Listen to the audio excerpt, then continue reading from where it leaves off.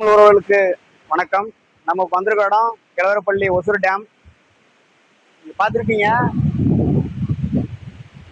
இது நம்ம நினைக்கிறோம் சோப்புங்கரை இல்ல, மனித கழிவுகள், மிருக கழிவுகள், பெங்களூர்ல இருந்து வரப்பட்ட ஒரு ஃபேக்டரியின் கழிவு, தொழிற்சாலை கழிவுகள், இது எல்லாமே இதுல கலந்துருக்கு. நம்ம அடுத்த தலைமுறைக்கு இதை தான் கொடுக்குறோம், வருங்கால தலைமுறைக்கு இதை தான் கொடுக்குறோம். இங்க கொடுக்கப்படுற தண்ணியில தான் தஞ்சாவூர் வர விவசாயம் செய்யப்படுது.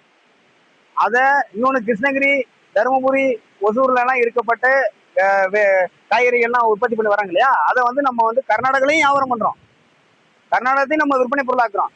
அப்ப இது தமிழ்நாட்டுக்கு மட்டும் பிரச்சனை இல்லை, ஒட்டுமொத்த கர்நாடகத்துக்கும் யோசிச்சு பாருங்க. ஒட்டுமொத்த கர்நாடகத்துக்கும் சரி, ஒட்டுமொத்த ஆந்திராவுக்கும் சரி, இங்க இருக்க தமிழ்நாட்டுக்கும் சரி, மிகப்பெரிய பிரச்சனை.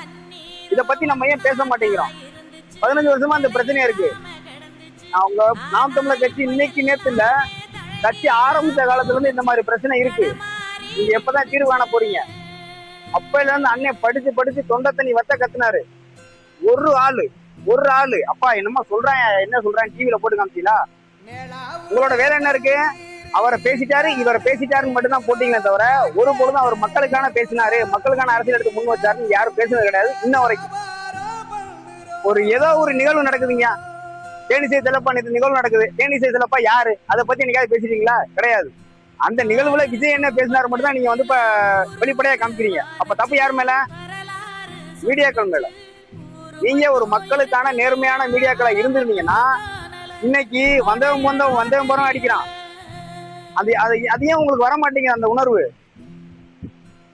புரட்சிப்பாளன் சொன்ன மாதிரி பலதரப்பட்ட புலிகள் இங்க வீழ்ந்து கிடக்கு. எப்பதான் நீங்க எழுப்ப போறீங்க அந்த புலிய? தூங்கும் புலியை பறை கொண்டு எழுப்பினோம், தூய தமிழரை தமிழ் கொண்டு எழுப்பினோம், தீங்கொரு பயவர் இவர் என்று நீக்குவோம், செந்தமிழ் உணர்ச்சி வெல் கொண்டு தாக்குவோம் அப்படிங்கிறாரு. பண்டை பெரும்புகள் உடையோமா இல்லையா, பாருக்கு வீரத்தை சொன்னோமா இல்லையா, எந்தீசை வயமையில் ஆண்டோமா இல்லையா, எங்களுக்கு இங்குற்ற நரிகளால் சொல்லையா அப்படின்னு சொல்றாரு புரட்சி பாவலர். எத்தனை பேரை நம்ம எழுத முடியும்? கத்துறோம் தொண்டை தண்ணி ஒத்த கத்துறோம். ஒரு ஆளு என்னமோ சொல்றேன் கேளுங்க. டிஎம்கேவா இருக்கட்டும், ஏடிஎம்கே இருக்கட்டும், இப்ப தாவேக்காவா இருக்கட்டும், மக்கள் நலன் சார்ந்து செயல்பட்டா யாரையா உங்களை குறை சொல்ல போறா? மக்கள் நலன் சார்ந்து பேசுங்க.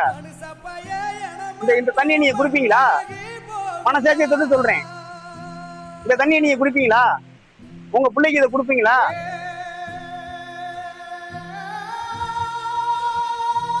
போங்க. நன்றி.